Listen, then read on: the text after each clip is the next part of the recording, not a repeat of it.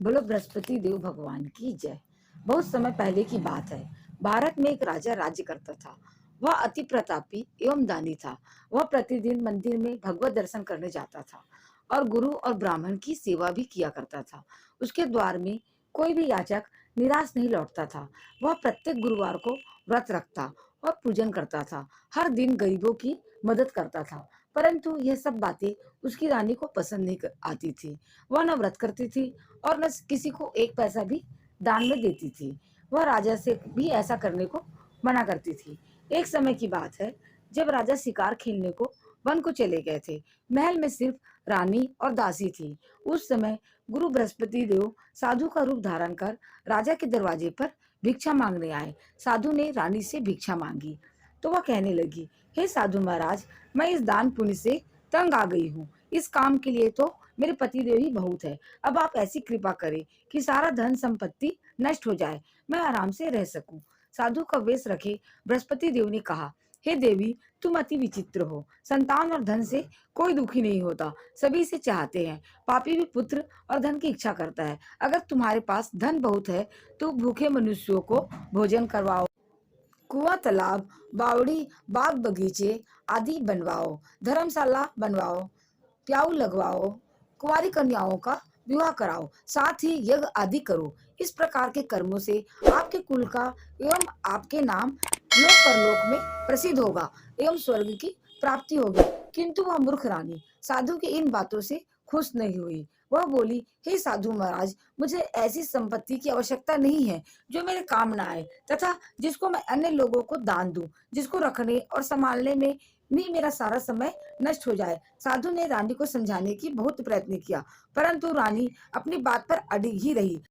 हे देवी, यदि तुम्हारी ऐसी इच्छा है तो तुम्हें मैं जैसा बताता हूँ तुम वैसा ही करना। बृहस्पतिवार के दिन घर को गोबर से लिपना, अपने केसों को पीली मिट्टी से धोना, केसों को धोते समय स्नान करना, राजा से कहना कि वह हजामत करवाए, भोजन में मांस मदिरा खाना, कपड़े धोबी के यहाँ धुलने डालना। इस तरह 7 बृहस्पतिवार निरंतर करने से तुम्हारा सब धन नष्ट हो जाएगा। ऐसा कहकर साधु रूपी बृहस्पति देव अंतर ध्यान हो गए।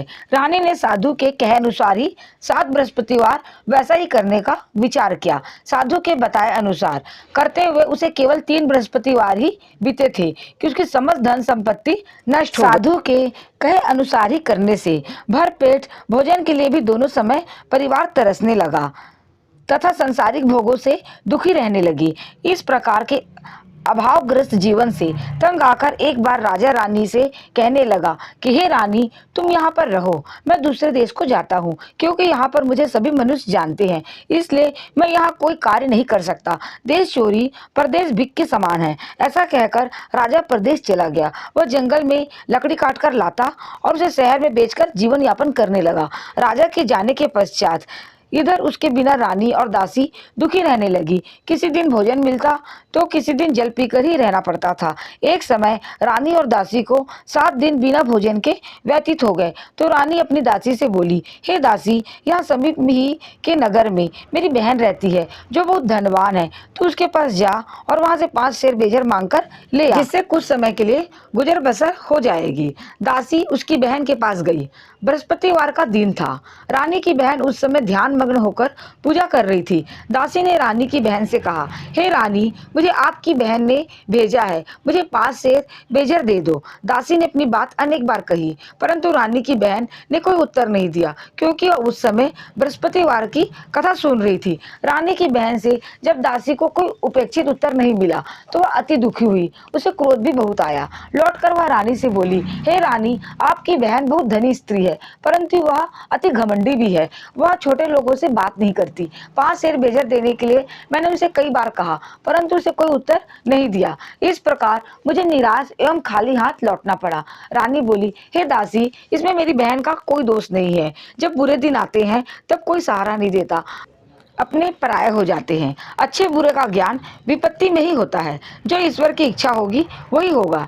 यह सब हमारे भाग्य का ही दोष है। उधर पूजा समाप्त होने के पश्चात रानी की बहन ने सोचा कि मेरी बहन की दासी आई थी, परंतु मैंने उसे कोई उत्तर नहीं दिया, इससे वह बहुत दुखी हुई होगी। कथा सुनकर तथा विष्णु भगवान का प्रसाद ग्रहण कर वह अपनी बहन के घर गई तथा बोली, हे बहन, मैं बृहस्पतिवार का व्रत कर रही थी, तुम्हारी दासी आई, परंतु कथा समाप्त होने से पूर्व न उठते हैं और न ही बोलते हैं, इसलिए मैं नहीं बोली। बताओ दासी, किस कार्य से मेरे पास गई थी? रानी बोली, बहन, हमारे घर अनाज नहीं था तथा राजा प्रदेश गए हुए हैं। वैसे तुमसे कोई बात छिपी नहीं है, इस कारण मैंने दासी को तुम्हारे घर 5 शेर बेजर लेने के लिए भेजा था। इस पर रानी की बहन बोली, हे बहन, बृहस्पति भगवान सबको मनोवांछित फल देते हैं। देखो, शायद तुम्हारे घर में किसी कोने में अनाज रखा हो। यह सुनकर रानी की बहन की बातों से विस्मित होकर दासी घर के अंदर गई तो वह उसे एक घड़ा बेजर का भरा मिल गया। उसे बड़ा आश्चर्य हुआ, क्योंकि उसके अनुसार घर में एक बर्तन में भी अन्न नहीं था। उसने बाहर आकर रानी को सारा वृत्तांत सुनाया। दासी अपनी रानी से कहने लगी, हे रानी, देखो, वैसे भी हमको जब अन्न नहीं मिलता तो हम भी व्रत के समान ही हैं। अगर इनसे व्रत की विधि पूछ ली तथा कथा पूछ ली जाए तो बृहस्पतिवार का व्रत हम भी किया करेंगे। और फिर दासी के कहने पर रानी ने अपनी बहन से बृहस्पतिवार की व्रत पूजन विधि एवं नियमों के बारे में विस्तार से पूछा। उन्होंने बताया, जो बृहस्पतिवार के व्रत में चने की दाल और मुनक्का से विष्णु भगवान के केले की जड़ में पूजन कर दीपक जलाता है, पीला भोजन करता है, पीले वस्त्र धारण करता है तथा प्रेम पूर्वक बृहस्पतिवार भगवान की कथा सुनता है, इस प्रकार करने से गुरु भगवान उस भक्त से प्रसन्न होते हैं, धन अन्न पुत्र देते हैं, मनोवांछित मनोकामना पूर्ण करते हैं। व्रत एवं पूजन की विधि बताकर रानी की बहन अपने घर लौट गई। तत्पश्चात रानी और दासी दोनों ने निश्चय किया, बृहस्पति देव भगवान का व्रत एवं पूजन जरूर करेंगे। 7 दिन पश्चात जब बृहस्पतिवार आया तो दोनों ने व्रत रखा। दासी गुड़साल में जाकर चना और गुड़ बीन लाई और उसकी दाल बनाकर केले की जड़ में विष्णु भगवान का पूजन किया। अब भोजन पीला कहाँ से आवे, यह सोचकर दोनों बड़ी दुखी हुई, परंतु उन्होंने व्रत किया था, इसलिए बृहस्पति देव भगवान उनसे प्रसन्न थे। एक साधारण व्यक्ति के रूप में वे 2 थालों में सुंदर पीला भोजन लेकर आए और दासी को देकर बोले, हे दासी, यह भोजन तुम्हारे और रानी के लिए है, तुम दोनों ही से ग्रहण करना। दासी भोजन पाकर अति प्रसन्न हुई और रानी से बोली, हे रानी, भोजन कर लो। रानी को भोजन के विषय में कुछ मालूम नहीं था, इसलिए वह दासी से बोली, जा तू ही भोजन कर, क्यों तू व्यर्थ में हमारी हंसी उड़ाती है। दासी बोली, हे रानी, एक व्यक्ति भोजन दे गया है। रानी बोली, वह भोजन तेरे लिए ही दे गया होगा, इसलिए तू ही भोजन कर। दासी ने कहा, हे रानी, वह व्यक्ति हम दोनों के लिए ही 2 थालों में भोजन देकर गया है, अतः मैं और आप दोनों ही साथ साथ भोजन करेंगी। धन मिला है तो आपको फिर आलस हो रहा है। बड़े कष्टों के बाद आपने यह धन पाया है, इसलिए आपको दान पुण्य करना चाहिए। भूखे मनुष्य को भोजन कराओ, ब्राह्मणों को दान दो, प्याऊ लगवाओ, कुआं तालाब बावड़ी आदि का निर्माण कराओ, कुंवारी कन्याओं का विवाह कराओ, मंदिर पाठशाला बनवाकर दान दो, धन को शुभ कार्यों में खर्च करो। उन्होंने गुरु भगवान को नमस्कार कर भोजन प्रारंभ किया। उसके बाद दोनों प्रत्येक बृहस्पतिवार को गुरु भगवान का व्रत और पूजन करने लगी। बृहस्पति भगवान की कृपा से उन दोनों की भोजन एवं धन की कमी दूर हो गई, परंतु रानी फिर पुनः पहले प्रकार से आलस करने लगी। तब दासी ने कहा, हे रानी, आप पहले भी इसी प्रकार आलस करती थी। आपको धन संभालने में एवं दान देने में कष्ट होता था, इसी कारण सभी धन नष्ट हो गया और हमारी ऐसी दुर्दशा हो गई। अब गुरु भगवान की कृपा से जिससे आपके कुल का सम्मान हो। दासी की बात मानकर रानी ने इसी प्रकार के सदक्रम करने प्रारंभ किए। इस प्रकार करने से उसका काफी यश फैलने लगा। कुछ दिनों के बाद एक दिन रानी और दासी आपस में विचार करने लगी कि ना जाने राजा किस दिशा में होंगे, उनकी कोई खोज खबर नहीं है। रानी राजा की कोई खबर न पाकर उदास रहने लगी। गुरु भगवान से उन्होंने प्रार्थना की और भगवान ने रात्रि में राजा को स्वप्न में दर्शन देकर कहा, हे राजा, उठ, तेरी रानी तुझको याद करती है, अब अपने देश को लौट जा। राजा प्रातःकाल उठा। वह सोचने लगा कि मैं किस प्रकार रानी के पास खाली हाथ जाऊंगा, मेरे पास तो कुछ भी नहीं है। स्त्री जाति खाने और पहनने की ही साथी होती है। पर प्रभु की आज्ञा मानकर वह अपने नगर को चलने को तैयार हुआ। प्रदेश में राजा बहुत दुखी रहने लगा था। प्रतिदिन जंगल में से लकड़ी बुनकर लाता और उसे शहर में बेचकर अपने दुखी जीवन को बड़ी कठिनता से व्यतीत करता था। एक दिन राजा दुखी होकर अपने पुराने दिनों को याद करके रोने लगा। उस जंगल में साधु का रूप धारण कर बृहस्पति देव आए और राजा से बोले, हे लकड़हारे, तुम इस बियाबान जंगल में किस चिंता में बैठे हो, मुझे बतलाओ। यह सुनकर राजा की आंखों में आंसू भर आया और वह साधु को प्रणाम करके बोला, हे प्रभु, आप सब कुछ जानने वाले हैं। इतना कहकर राजा ने साधु को अपनी समस्त व्यथा सुना दी। तब साधु रूप गुरु भगवान राजा से बोले, हे राजन, तुम्हारी पत्नी ने बृहस्पतिवार के दिन बृहस्पति देव का अपमान किया था, जिसके कारण तुम्हारी यह दुर्दशा हुई। अब तुम किसी प्रकार की चिंता मत करो, भगवान तुम्हें पहले से अधिक धन प्रदान करें।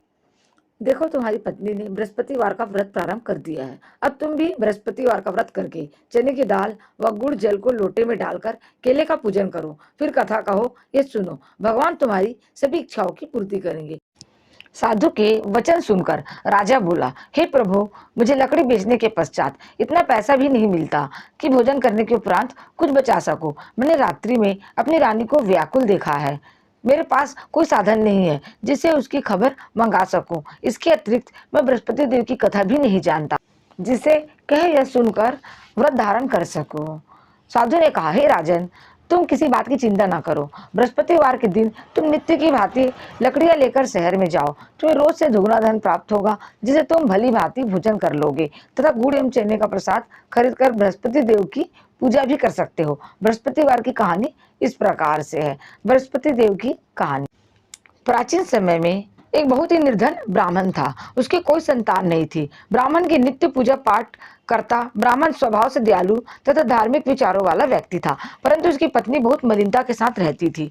वह न तो स्नान करती थी और न किसी को देवता को पूजन करती थी। सुबह उठते ही सर्व भगवान की कृपा से स्त्री को कन्या रूपी रत्न की प्राप्ति हुई। वह कन्या ब्राह्मण के घर में बड़ी होने लगी। वह बालिका प्रातः काल ही स्नान करके भगवान विष्णु का जप करती, बृहस्पतिवार का व्रत भी करने लगी।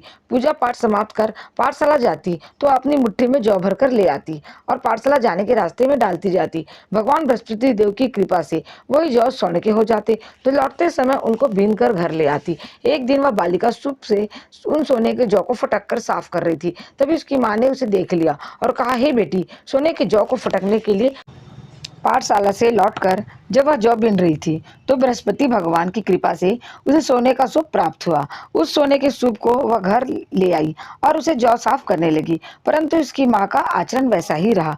एक दिन वह कन्या सोने के सूप में जौ साफ कर रही थी। उसी समय अचानक उस नगर के राजकुमार वहां से होकर निकला। कन्या के रूप एवं कार्य को देखकर राजकुमार कन्या पर मोहित हो गया।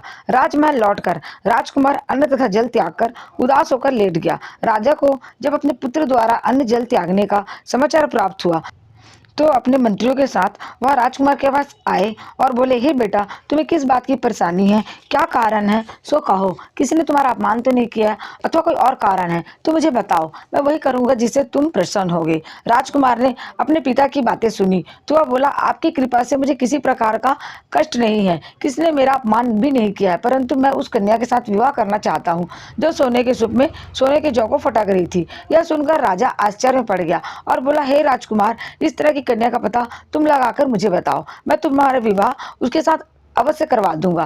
राजकुमार ने प्रसन्न होकर राजा को उस ब्राह्मण कन्या के घर का पता बताया। राजा के आदेश पर मंत्री उस कन्या के घर गया और राजा के आदेश ब्राह्मण को कह सुनाया। कुछ दिन बाद ब्राह्मण की कन्या का विवाह राजकुमार के साथ हो गया। घर से कन्या के विदा होते ही उस ब्राह्मण के घर में पहले की तरह निर्धनता का वास हो गया। अब भोजन के लिए भी अनाज बड़ी मुश्किल से मिलता था। एक दिन दुखी होकर ब्राह्मण देवता अपनी बेटी से मिलने गए। बेटी पिता की ऐसी अवस्था को देखकर अत्यंत दुखी हुई और उसने अपनी माँ को समाचार पूछा। ब्राह्मण ने पुत्री को सभी हाल कह सुनाया। पुत्री ने अपने पिता को बहुत सा धन देकर विदा कर दिया। इस प्रकार ब्राह्मण का कुछ समय सुखपूर्वक व्यतीत हुआ, लेकिन धन समाप्त होने के बाद स्थिति पूर्ववत हो गई। ब्राह्मण फिर अपनी पुत्री के यहाँ गया और उसे सभी हाल कह सुनाया। पुत्री बोली, हे पिताजी, अब अपने साथ माता जी को यहाँ लिवा लाओ, मैं उन्हें यह विधि बता दूंगी जिससे दरिद्रता दूर हो जाएगी। ब्राह्मण देवता अपनी पत्नी को साथ लेकर अपनी पुत्री के पास राजमहल पहुंचे तो पुत्री ने अपनी माँ को समझाने लगी, हे माँ, तुम सुबह उठकर सर्वप्रथम स्नान आदि करके भगवान विष्णु का पूजन किया करो तो सब निर्धनता दूर हो जाएगी। परंतु उसकी माँ ने उसकी एक न मानी। वह सुबह सुबह उठकर सर्वप्रथम अपनी पुत्री के घर में बचा हुआ जूठन खा लेती थी।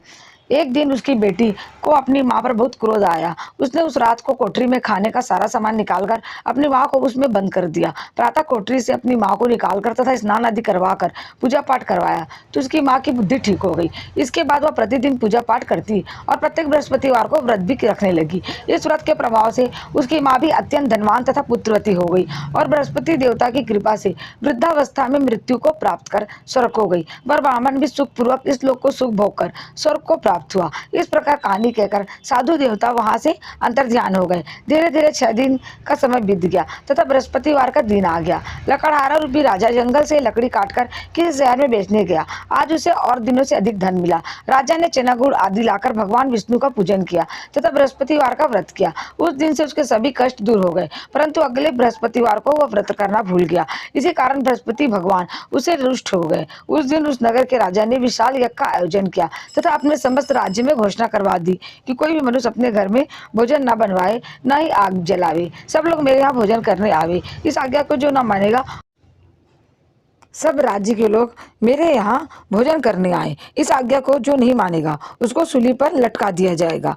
राजा की आज्ञा अनुसार राज्य के सभी निवासी राजा के भोज में सम्मिलित होने गए, परंतु लकड़हारा कुछ विलंब से पहुंचा, इसलिए राजा उसको भोजन कराने के लिए अपने महल में ले गए। जब राजा लकड़हारे को भोजन करा रहे, रानी की दृष्टि उस खुटी पर पड़ी जिस पर उसका नौलखा हार लटका हुआ था। उसे खुटी पर हार लटका दिखाई नहीं दिया। रानी को निश्चय हो गया कि मेरा हार इस लकड़हारे ने चुरा लिया है। उसी समय रानी की जीत पर राजा ने सैनिक बुलवाकर लकड़हारे को जेल में डलवा।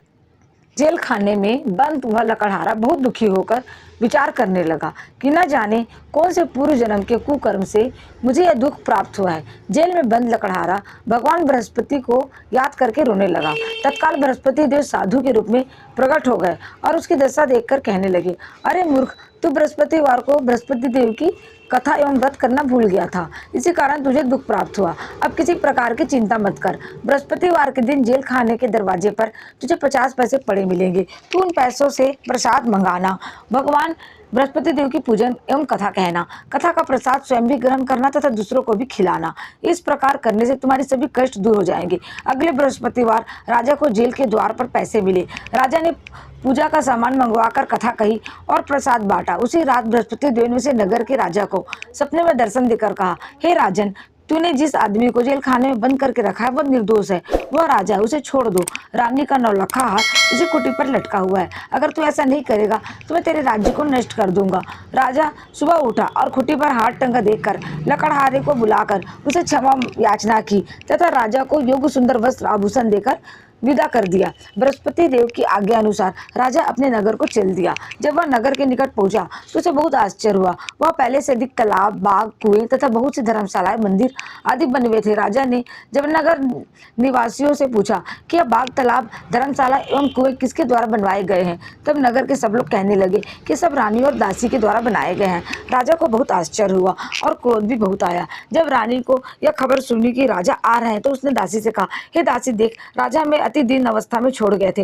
वो हमारी ऐसी हालत देखकर कहीं दूर से लौट न जाए, इसलिए तू द्वार पर खड़ी हो जा। रानी की आज्ञा अनुसार दासी दरवाजे पर खड़ी हो गई। जब राजा आए तो उन्हें अपने साथ महल में लिवा लाई। तब राजा ने क्रोध करके अपनी तलवार निकाली तथा रानी से पूछा, बताओ, इतना धन तुम्हें कैसे प्राप्त हुआ है? तब रानी ने बताया कि हमें यह सब धन बृहस्पति देव के व्रत से प्रभाव से प्राप्त हुआ है। अब राजा ने निश्चय किया कि 7 दिन बाद तो सभी बृहस्पति देव का पूजन करते हैं, परंतु दिन में मैं 3 बार कथा कहूंगा और तथा नित्य व्रत किया करूंगा। अब हर समय राजा के दुपट्टे में चने की दाल बंधी रहती थी तथा दिन में 3 बार कथा कहता था। ऐसे ही एक दिन राजा ने विचार किया कि चलो अपनी बहन के यहाँ हो आऊं। ऐसा निश्चय कर राजा घोड़े पर सवार होकर अपनी बहन के यहाँ चल दिया। मार्ग में उसने देखा कि कुछ आदमी एक मुर्दे को लिए जा रहे हैं। उन्हें रोककर वह कहने लगा, अरे भाइयों, कुछ देर मेरी बृहस्पतिवार की कथा सुन लो। वे बोले, लो, हमारा तो आदमी मर गया, इसको अपनी कथा की पड़ी हुई है। परंतु कुछ आदमी बोले, अच्छा, कहो, हम तुम्हारी कथा भी सुनेंगे। राजा ने दाल निकाली और कथा कहनी शुरू कर दी। जब कथा आधी हुई तो मुर्दा हिलने लग गया और जब कथा समाप्त हो गई तो राम राम करके वह मुर्दा खड़ा हो गया। राजा आगे चला। उसे चलते चलते शाम हो गई। आगे मार्ग में उसे एक किसान खेल में हल चलाता मिला। राजा उससे बोला, अरे भैया, तू मेरी बृहस्पतिवार की कथा सुन ले। किसान बोला, जब तक मैं तेरी कथा सुनूंगा तो तक 4 हरिया जोत लूंगा। जाओ भैया, तू अपनी कथा किसी और को सुनाना। राजा आगे चलने लगा। राजा के हटने से किसान के बैल पछाड़ खाकर गिर गए और किसान के पेट में बहुत जोर से दर्द होने लग गया। उसी समय किसान की माँ रोटी लेकर आई। उसने जब यह देखा तो अपने पुत्र से सब हाल पूछा। बेटे ने सारा हाल बता दिया। किसान की माँ दौड़ी दौड़ी घोड़े पर सवार राजा के पास गई और उससे बोली, मैं तेरी कथा सुनूंगी, तो अपनी कथा मेरे खेत पर ही चलकर कहना। राजा ने लौटकर किसान के खेत पर जाकर कथा कही, जिसके सुनते ही बैल खड़े हो गए तथा किसान के पेट का दर्द बंद हो गया। उसने आगे चलकर राजा अपनी बहन के घर पहुंच गया। बहन ने भाई की खूब मेहमानी की, आवभगत की। दूसरे दिन सुबह राजा जागा तो उसने देखा कि सब लोग भोजन कर रहे हैं। राजा ने अपनी बहन से सब पूछा कि ऐसा कोई मनुष्य जिसने भोजन नहीं किया हो और जो मेरी बृहस्पतिवार की कथा सुन ले। बहन बोली, हे भैया, यह देश ऐसा ही है। यहाँ लोग पहले भोजन करते हैं, बाद में कोई अन्य काम करते हैं। अगर पड़ोस में हो तो मैं दिखाती हूँ। ऐसा कहकर बहन चली गई, परंतु उसे कोई भी ऐसा व्यक्ति नहीं मिला जिसने भोजन नहीं किया हो। वह एक कुम्हार के घर गई जिसका लड़का बीमार था। उसे यह भी पता चला कि उसके यहाँ से 3 रोज से किसी ने भोजन नहीं किया है। राजा की बहन ने अपने भाई से कथा सुनने के लिए कुम्हार को आग्रह किया तो वह तैयार हो गया। राजा ने जाकर बृहस्पतिवार की कथा कही, जिसे सुनकर कुम्हार का लड़का ठीक हो गया। अब तो राजा की हर जगह प्रशंसा होने लगी। कुछ दिन बाद एक दिन राजा ने अपनी बहन से कहा, हे बहन, मैं अपने घर को जाऊंगा, तुम भी तैयार हो जाओ। राजा की बहन ने अपनी सास से भाई के साथ जाने की आज्ञा मांगी। सास ने बोली, चली जा, परंतु अपने लड़कों को मत ले जाना, क्योंकि तेरे भाई की कोई संतान नहीं होती है। बहन ने भाई से कहा, हे भैया, मैं तो चलूंगी, परंतु कोई बालक नहीं जाएगा। राजा ने कहा, जब कोई बालक साथ नहीं चलेगा तब तुम ही जाकर क्या करोगी। दुखी मन से राजा अपने नगर को लौट आया। राजा अपनी रानी से बोला, हम निर्वंशी राजा है, हमारा मुंह देखने का भी धर्म नहीं है।